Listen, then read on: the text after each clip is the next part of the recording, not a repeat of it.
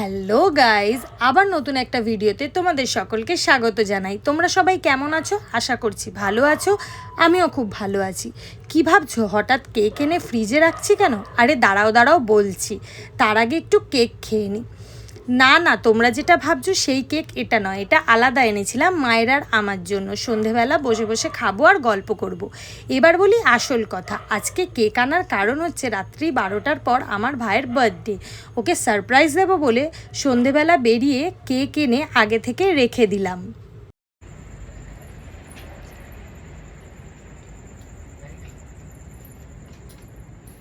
Happy birthday to you, happy birthday ভাই।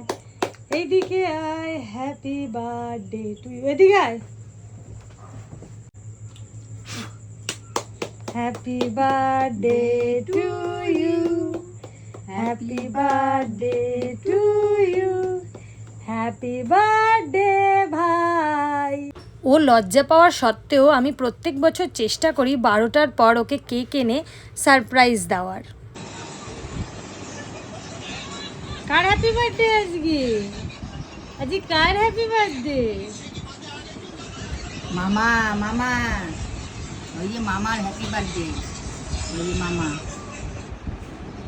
মামা, হ্যাঁ মামা খাও, আসবে মামা। বেশ শোনো মাটা কে আনন্দ পেয়েছে। সকালবেলা উঠে দেখি মার জলখাবার রেডি। আর বাঙালির বাড়িতে তো কোনো অনুষ্ঠান মানে লুচি আর তরকারি থাকবেই, আর আলু চচ্চড়ি লুচির সাথে আমার সব থেকে পছন্দের। ব্রেকফাস্ট করে এবার যাব তাড়াতাড়ি বাজার করতে। ভাই বলেছে বেশি কিছু বাজার করতে না, তাও দেখি ওর জন্য কি আনা যায়। তুই কি ফেসিয়াল করে এলি?